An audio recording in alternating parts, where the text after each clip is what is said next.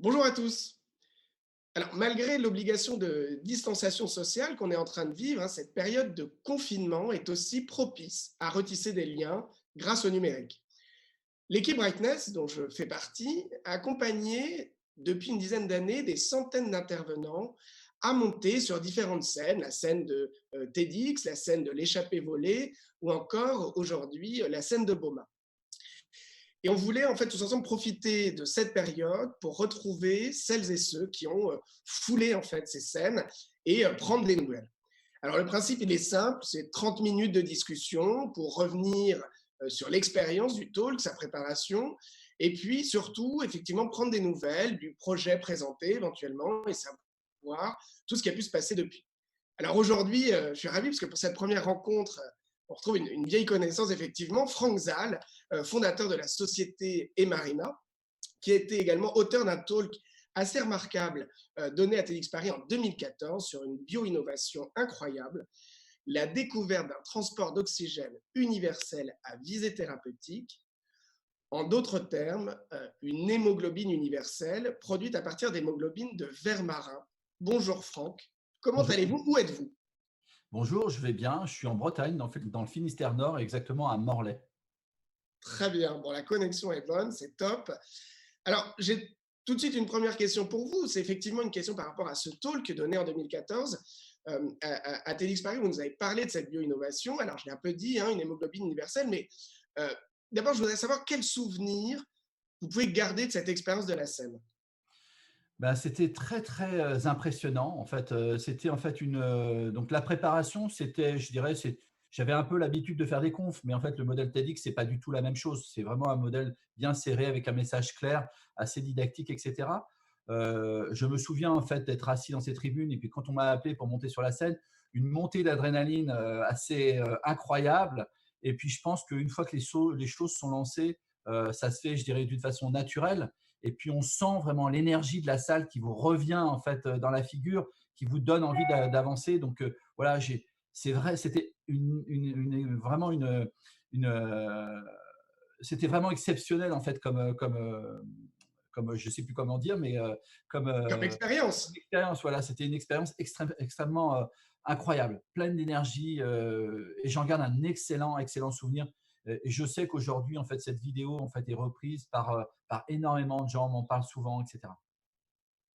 Alors justement, cette vidéo, est-ce qu'elle a changé des choses, que ce soit effectivement peut-être dans la façon de communiquer avec les autres, de présenter Marina, ou peut-être aussi est-ce qu'elle a déclenché certaines choses assez inattendues? Oui, bien sûr, en fait, ce qui est intéressant, c'est le mode de présentation. C'est-à-dire que moi, je me suis, et pour rien vous cacher, je reprenais pas mal de slides qui avaient été faits dans le talk TEDx parce que vous m'aviez permis en fait de voir en fait, je dirais la substantifique moelle en fait de ce que je présentais d'une façon condensée, etc. Donc, je me suis très très souvent resservi en fait des slides de ce TED. Et puis après, bien évidemment, d'un point de vue communication, ça m'a donné beaucoup plus d'aisance en fait. Alors, je faisais aussi des conférences, mais des conférences grand public comme j'avais fait à TED, c'était voilà, c'était une des premières fois à ce niveau-là et ça m'a donné beaucoup plus d'assurance en fait. Top, bah, génial, très beau compliment pour nous. Alors, on a commencé en se vous voyant. Franck, je te propose, effectivement, on avait travaillé ensemble sur ce talk. Retrouvons le tutoiement si tu es d'accord. Ah oui, Voilà, oui, puis en ça va plus, être plus sympa. Martin, tu sais qu'en Bretagne, on a du mal à vous voyer donc Eh ben voilà, ben ça sera beaucoup plus simple. Alors, on le disait, et tu étais d'ailleurs monté sur scène pour nous parler en fait de ton innovation, d'une innovation incroyable, de l'hémoglobine universelle à partir d'un ver marin. Est-ce que tu peux, sans nous refaire le talk, mais essayer de nous réexpliquer en 2 minutes un peu de quoi il s'agit? oui, oui, bien sûr. En fait, moi, je suis biologiste marin et il y a en fait une espèce animale qui m'a toujours intéressé, c'est les vers marins. Pourquoi les vers? Parce que c'est extrêmement intéressant. Il y en a dans la terre, c'est vos fameux vers de terre. Il y en a dans la mer, c'est les vers dont on va parler dans quelques instants. Et puis, il y en a dans les rivières, ce sont les sangsues. Et quand on s'intéresse à des processus physiologiques, c'est vachement intéressant d'avoir des animaux qui colonisent différents environnements parce que c'est beaucoup plus simple d'expliquer la physiologie de ces organismes. Et moi, je m'intéressais en fait au milieu extrême. Donc, j'ai plongé dans les abysses pour aller voir les vers du fond du Pacifique. Mais il y a un vers qui m'a énormément intrigué, c'est l'arénicole. Alors, l'arénicole, ça vous dit rien, mais en fait, vous voyez toutes les traces en fait, qu'il laisse sur les plages de l'Atlantique. entre la mer du Nord et Biarritz. Et j'ai essayé de comprendre, donc une question complètement un peu loufoque, c'est comment lui, il est capable de respirer sous l'eau et dans l'air. Voilà, ça c'était ma question de chercheur, recherche fondamentale qui intéressait que moi. Et finalement, en fait, en travaillant là-dessus, je me suis aperçu que j'avais trouvé l'ancêtre de nos globules rouges chez un ver marin. Une hémoglobine tout à fait étonnante, très proche de l'hémoglobine humaine, sans les contraintes. Sans les contraintes parce que pas liées à Alors, sans les contraintes, tout simplement parce que notre hémoglobine à nous, Martin et moi, en fait, et puis à tout le monde, en fait, elle est intracellulaire. La molécule est contenue dans un globule rouge. Donc ça, c'est déjà la première des propriétés. Ensuite, tous les deux, là, on a peut-être le même type sanguin, mais peut-être pas. Et donc, en fait, cette molécule, elle est extracellulaire, donc elle n'a pas de typage sanguin. Et donc, ce typage sanguin, c'est juste lié à des sucres à la surface du globule rouge. Ici, elle n'a pas de typage sanguin. Donc, elle est de type universel. Ensuite, l'autre intérêt, c'est qu'elle est capable de lier 40 fois plus d'oxygène qu'une hémoglobine humaine. Donc, ce qui en fait vraiment un intérêt majeur dans les applications dont on va parler, et surtout qu'elle est capable de fonctionner à différentes températures, qui est complètement différente avec l'hémoglobine humaine. Donc, tout ça, ça nous donnait en fait une caractéristique moléculaire de la molécule qui m'a poussé à développer plein d'applications thérapeutiques dont on va parler. Absolument. Alors, je me souviens comme ça, tu parlais de transport de greffe, évidemment de transfusion aussi, éventuellement de sang. Tout ça, je crois que tu es en expérimentation. Enfin, je crois même que ça existe. Il y a des greffes qui ont été faites, etc. Mais c'est vrai qu'aujourd'hui, on a pas mal entendu parler de toi et des Marina ces dernières semaines parce que tu pourrais jouer un rôle dans, si ce n'est enfin, si ce n'est la curation du Covid, mais en tout cas, tu pourrais jouer un rôle dedans pour pallier à la réanimation, quelque chose comme ça. Tu vas mieux expliquer que moi. Oui, c'est ça. C'est que, alors, bon, pour revenir juste, en fait, cette molécule a été développée dans un premier temps sur la transplantation d'organes. La transplantation d'organes, c'est un problème de santé publique majeur. Aujourd'hui, il y a 24 000 personnes qui attendent un greffon. Ça va augmenter puisque depuis l'apparition du Covid, on a arrêté les transplantations, donc la liste d'attente va sûrement progresser. Donc, qu'est-ce que l'on a trouvé avec cette molécule? Tout simplement, j'ai fait l'analogie entre un verre sur la plage et un organe dans un bocal. En fait, le verre, il est capable de respirer quand il est sous l'eau. Un cœur est capable de respirer quand il est dans la circulation sanguine. Maintenant, on va aller sur la plage, le verre n'a plus d'eau au-dessus de lui, et qu'est-ce qu'il fait? Il arrête de respirer. Il vit avec ces petites molécules d'hémoglobine qui sont ces petites bouteilles d'oxygène qui lui permettent d'attendre la marée haute. Maintenant, on retourne au bloc opératoire, je prends mon cœur, je le mets dans un bocal, c'est comme si mon arrêt Nicole était à marée basse. Donc, qu'est-ce que je fais? L'idée qui était la mienne, c'est je prends mes molécules d'hémoglobine, mes petites bouteilles d'oxygène, je le mets dans le bocal, et au lieu d'avoir un cœur qui dure quelques heures, ou un rein qui va durer quelques heures aussi, on est capable d'allonger considérablement le temps de conservation de ces greffons. Et donc, ce n'est plus un rêve. Il y a 60 patients qui ont eu cette thérapie et aujourd'hui publié dans un très grand journal à comité de lecture qui s'appelle Journal of American Transplantation, qui montre deux choses. Un, que le produit est complètement sécurisé, c'est-à-dire qu'il est safe, il n'y a pas eu d'effet secondaire dans cet essai sur 60 patients qui ont le produit. Et le deuxième point, qui est le plus important de tous, c'est que les organes sont repartis 3 fois plus vite que dans les conditions standards. Alors, ça ne dit pas grand-chose, 3 fois plus vite. Juste pour te donner un rationnel, c'est comme si le greffon n'avait jamais vu la déconnexion entre le donneur et le receveur. Et un greffon qui n'a pas vu la déconnexion va avoir une durée de vie beaucoup plus longue en fait chez le receveur que ça l'est actuellement. Il faut savoir qu'aujourd'hui, il y a des personnes qui en sont à leur troisième, quatrième greffe, tout Ouais. simplement parce que leur greffon n'a pas été bien conservé. Donc ça, c'était la greffe au niveau des reins. Ensuite, il y a eu une première mondiale, vous avez probablement entendu parler. C'est la fameuse greffe, la seconde greffe du visage chez un patient, qui a été faite en fait par le professeur Lantieri. Le professeur Lantieri voulait utiliser notre molécule tout simplement parce qu'il allait devoir aller chercher, on parle d'une face, quand on retire une face chez un patient, beaucoup plus loin. Et donc, il a utilisé la technologie Life. Le produit s'appelle Life. Et aujourd'hui, 2 ans et demi après, donc moi, je suis en contact avec Jérôme Hamon d'une façon régulière. Jérôme Hamon est vivant. Il a une face qui s'est complètement accaparée, c'est la scène. Donc, il dit maintenant, c'est mon visage. Et donc, on a fait cette première mondiale qui a fait le tour du monde.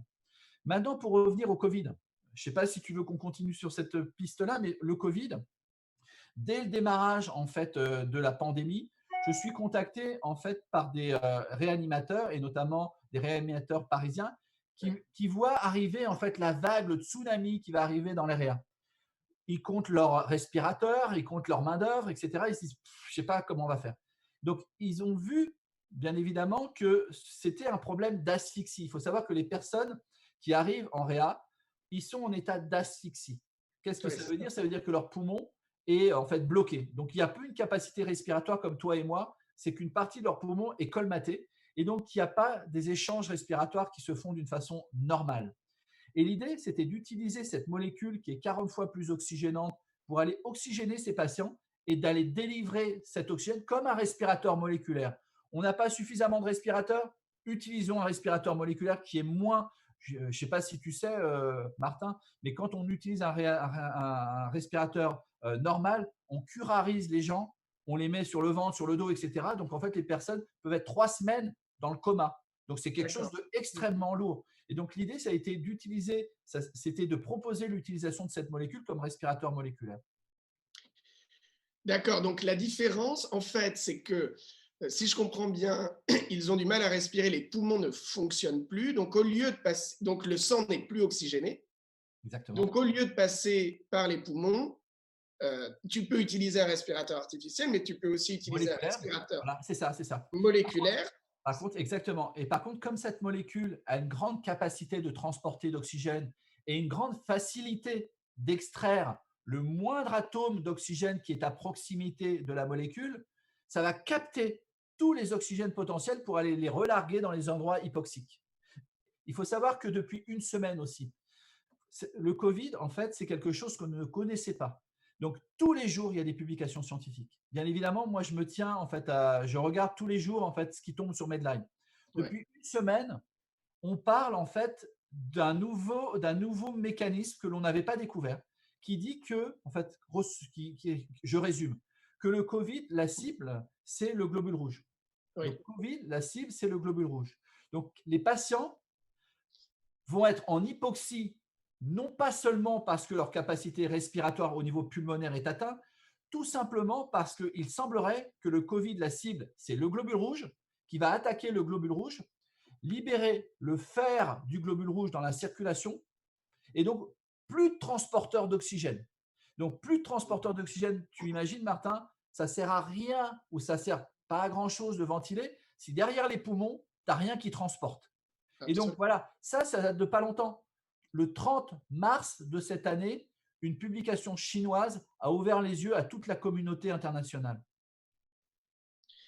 Et donc, je reviens sur cette histoire de respirateur très rapidement avant d'avancer, mais euh, des respirateurs artificiels, il en manque, des respirateurs moléculaires, c'est très différent. Ça, on en a, c'est ça que tu dis aussi? Alors, on en a? Non, on n'en a pas. C'est la D'accord, technologie que l'on a développée. que tu La proposes. seule technologie que l'on a développée qui serait disponible dans le monde, c'est la technologie que l'on propose. Donc, c'est cette D'accord. molécule issue de ce verre marin universel qui fonctionne dans différentes températures, qui a les mêmes propriétés que l'hémoglobine Ouais. humaine, mais 40 fois plus oxygénante. C'est ça le Et ça, respirateur ça se moléculaire. ferait par une transfusion, du coup, en fait, tout Alors, simplement. j'aime pas on en a déjà parlé, Martin, en fait, dans le TEDx. Transfusion, ça veut rien dire. C'est En fait, vrai. c'est injection par voie IV dans la circulation centrale. Donc, c'est pas une transfusion, parce qu'une transfusion, on a l'impression on manque de sang, donc on transfuse. Ouais. Non, c'est pas du tout le cas. Là, en fait, les patients, donc ils peuvent être en anémie. D'ailleurs, d'après les tableaux cliniques que j'ai vus de la publication, une publication qui va être publiée dans le Lancet, les personnes vont tomber en anémie. Donc, ce qui veut dire, c'est qu'on a moins probablement de globules rouges. Et donc, cette molécule-là pourrait être utilisée en fait comme un palliatif, c'est-à-dire on manque de transporteurs d'oxygène naturels, utilisons cette molécule universelle provenant du verre marin. Absolument. Et ça, c'est ce que tu proposes, c'est hyper prometteur. On se dit, OK, bah, faisons-le. C'est ce que tu as proposé. Bien sûr. Ça a été d'ailleurs accepté au départ par l'APHP, si je ne dis pas de bêtises, et Non, puis par finalement l'ANSM. par la NSM, et Alors, l'ANSM, finalement, c'est l'Agence nationale de sécurité du médicament. d'accord, donc là, tu as eu le feu vert. Il y a eu le feu vert Il y a- Après, il y a un autre comité qui s'appelle le comité de protection des personnes. On a eu le feu vert de l'ANSM et le feu vert du CPP. Donc, D'accord, tout était prêt. tout était prêt, c'était il y a 2, 3 semaines, et paf, finalement, tout s'arrête. Voilà. Le 8 avril, j'ai un mail laconique de la NSM qui dit qu'elle a reçu une lettre anonyme mentionnant en fait des résultats que l'on a effectués en 2010-2011 sur des porcs avec 100% de létalité. Voilà, ça commence comme ça. Le 8 au soir. Donc, je commence à me dire, qu'est-ce que Être c'est? anonyme, hein, sympa, là. Voilà. Anonyme, ouais, donc anonyme. Et donc, je reçois, bien sûr, je téléphone à la NSM, je dis, bah, vous ne pouvez pas m'en dire plus parce que non, non, non, on ne peut pas vous dire plus. Je dis, bah, je vais peut-être porter une plainte contre X parce que moi, j'ai besoin de savoir. Non, non, non, parce qu'il y a une loi qui s'appelle la loi Sapin 4 et donc ce genre de personne est protégé. Bon, OK. Donc, j'ai même pas les questions. Donc, j'anticipe les questions.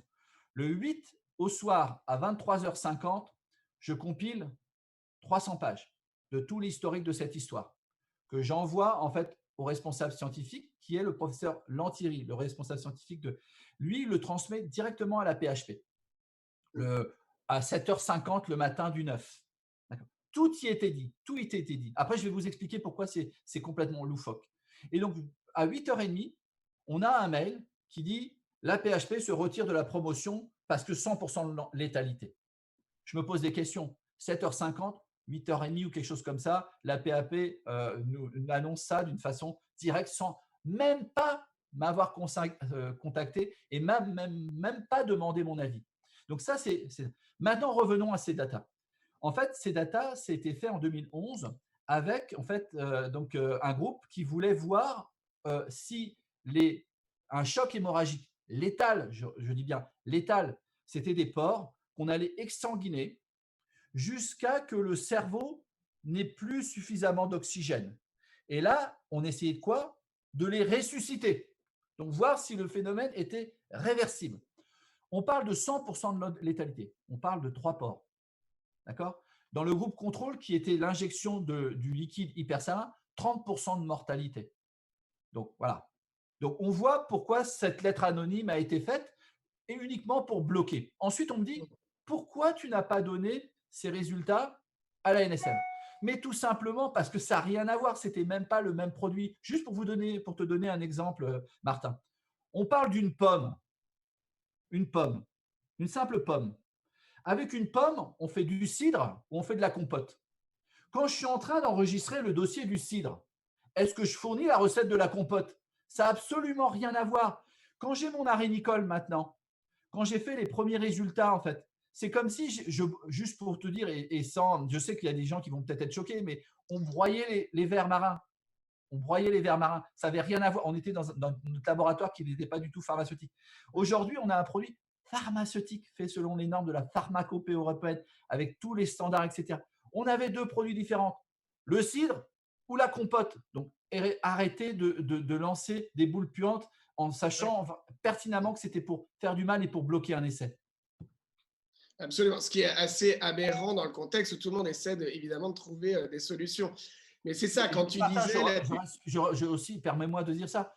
3 porcs. Alors, je suis désolé pour ces pauvres porcs. Je suis désolé pour ces pauvres porcs. On parle de 14 000 humains morts en France.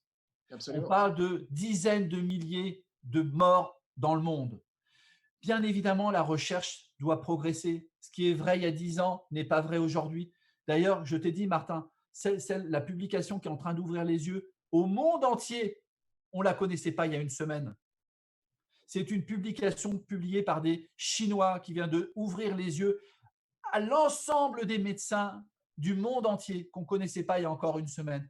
On apprend tous les jours sur ce virus. Donc, je me demande qu'est-ce qu'il y a dans la tête d'une personne qui va envoyer une lettre anonyme? C'est quoi la finalité? De bloquer un test qui gêne? La jalousie? La malveillance? Je sais pas. Voilà, je me pose ces questions. Et donc aujourd'hui, je suis plus combatif que n'importe qui parce qu'aujourd'hui, je suis clair avec ma molécule. Je suis clair avec mon dossier. Je suis clair avec tout ce que l'on a fait. Tout a été envoyé, juste aussi pour votre information. L'ensemble des données a été envoyé à la NSM. Et donc, si demain un petit malin dit il y avait une étude il y a 20 ans, la NSM a les informations. Et alors aujourd'hui, ce serait quoi voilà, donc effectivement, moi j'avais lu dans une interview que tu disais que tu étais passé presque de la 2 chevaux à la Porsche, c'est plus la même molécule, effectivement, 2011, de Ah, 2020, etc. Le contexte est ou très différent. imagine encore, Martin, imagine, je trouve que le meilleur truc, alors c'est peut-être pas le bon truc, mais quand tu as une pomme, tu fais du cidre ou de la compote. Est-ce qu'on va te reprocher de ne pas injecter du cidre si tu as fait de la compote? Ça ne veut rien dire. Et donc aujourd'hui, tu dis que tu es combatif. Ça en est où alors parce que donc, Alors, juste pour te dire, c'est que bien évidemment, à la suite de ça, j'ai pris un petit coup sur la tête. Mais très, très vite, je me suis remis en fait sur le chemin du travail. Parce que aujourd'hui, ce n'est pas une lettre anonyme qui va m'arrêter en fait de développer toute notre innovation. Cette molécule en fait est demandée dans le monde entier. J'ai des contacts dans le monde entier. Chine, Égypte, Liban, Afrique noire, Mexique, États-Unis, et Italie. Donc voilà, aujourd'hui on en est là, la technologie a fait le tour du monde. Donc aujourd'hui, moi, c'est ça qui est, je suis un peu le Français qui s'est dit que tout ce que j'ai inventé, c'est grâce à toi, Martin, c'est grâce à tous les Français qui ont payé leurs impôts. Puisque moi, j'étais avant au CNRS. Toute cette découverte, je n'aurais jamais pu le faire. J'ai été aussi, moi, j'ai grandi dans une famille modeste. J'ai eu la chance, en fait, que mes études soient payées par le système universitaire français.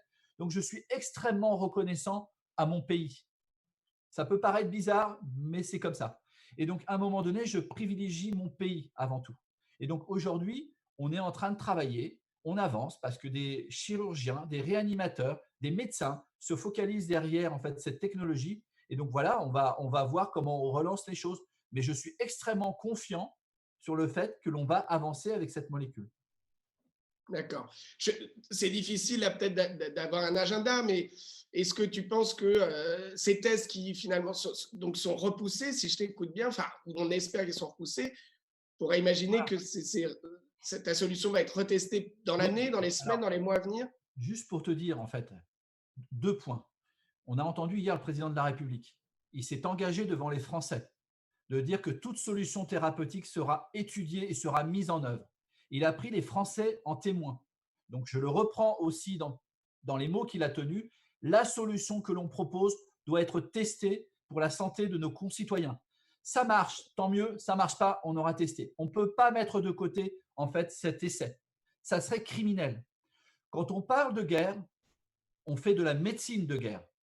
On n'a pas le temps, en fait, de se poser des questions. La priorité d'un président de la République, la priorité d'un gouvernement, c'est de sauver ses concitoyens, d'essayer de sauver ses concitoyens.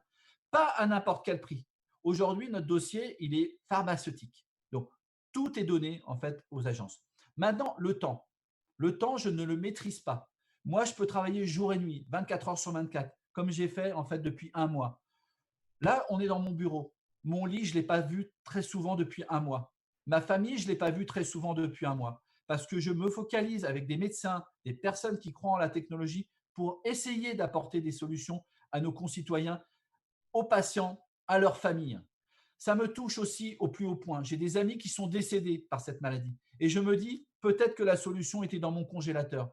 Comment pourrais dormir en sachant que j'ai peut-être une partie de la solution et pas la proposer? N'en déplaise à tous ces corbeaux qui ont balancé cette lettre anonyme, moi, je ne peux pas baisser les bras et vous m'aurez toujours sur votre chemin parce que je ne lâcherai rien. Bah, écoute, ça fait, ok, on te sent effectivement remonter et ça fait plaisir parce qu'effectivement, je pense qu'il faut que toutes les énergies se mettent ensemble pour lutter contre cette maladie. Encore une fois, et c'est ce que tu dis, toi, c'est une partie de la solution, évidemment, c'est Bien pas… sûr. Alors, ce que tu as dit, en fait, à un moment donné, tu as dit, en fait, tu vas soigner. Non, ça se trouve, non. Si ça se trouve, et je ne vais pas prendre parti, chloroquine, pas chloroquine, antiviral, antibiotique, etc. Je ne vais pas prendre parti là-dessus. Mais à un moment donné, ce produit-là, il fait un truc super simple. Les personnes sont en hypoxie. Essaye d'arrêter, Martin, on va faire un truc là. Essaye d'arrêter de respirer pendant 1 minute. Tu ne vas pas tenir 1 minute, Martin. Et donc, à un moment donné, le phénomène, c'est uniquement ça. Si, en fait, on ne donne pas de l'oxygène physiologique lié à un transporteur d'oxygène, c'est la mort assurée. Donc, aujourd'hui, on n'est pas en train d'avoir un truc hyper compliqué. On sait que les patients meurent d'asphyxie. Qu'est-ce que fait cette molécule? Elle leur donne de l'oxygène. Donc, ça paraît tellement logique et tellement simple qu'on se dit, mais pourquoi on n'y a pas pensé avant? Absolument. Bah, écoute, en tout cas, tout le mal que je te souhaite et que je nous souhaite d'ailleurs à tous, c'est peut-être qu'effectivement, bah, ces tests reprennent enfin, rapidement, peut-être le plus rapidement possible. Merci en tout cas, merci beaucoup Franck pour ton temps, parce que je sais qu'effectivement, et tu nous l'as dit, il est précieux. J'espère que tu reverras ton lit bientôt. On espère surtout que voilà, cette solution pourra évidemment contribuer, je dis bien contribuer à sauver des vies. Voilà, c'est peut-être une petite partie de la solution. On espère que ça contribuera à sauver des vies pendant cette crise. Euh, Moi, je voudrais te poser peut-être une toute dernière question avant de nous quitter en 2 minutes. Je ne sais pas si tu te souviens de ça, c'est quelque chose qu'on dit pas mal quand on prépare les interventions. On demande, mais ok, finalement, mais c'est quoi le message? Qu'est-ce que tu veux laisser en 2 phrases? C'est quoi le message? Qu'est-ce que serait aujourd'hui le message de Franck Zal? C'est quoi le message? Alors, le message, et c'est vraiment l'expérience que j'ai maintenant de tout ce développement. Donc, moi, je dis, en fait, aujourd'hui, c'est que tout ce que l'on subit aujourd'hui, tout ce que l'on voit, en fait, dans les retards des masques, de gel hydroalcoolique, des respirateurs, etc., tout ça, c'est quoi?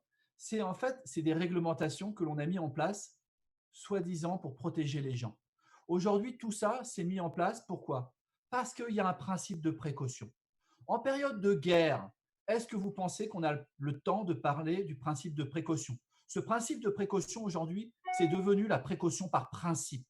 Et donc, on va vous bloquer à tous les étages parce que vous n'êtes pas dans un moule de principe de précaution. Donc, moi, ce que je demanderais après, en fait, tout ça, c'est qu'on réfléchisse à ce principe de précaution, qu'il ne devienne pas un précaution par principe et qu'il y ait un principe de précaution responsable dans ces cas de guerre et de pandémie. Merci beaucoup, Franck. Voilà de la matière pour réfléchir. Merci, merci encore une fois d'avoir été avec nous ce matin. Merci à toi, Martin, c'était un grand plaisir. À très bientôt. À très bientôt.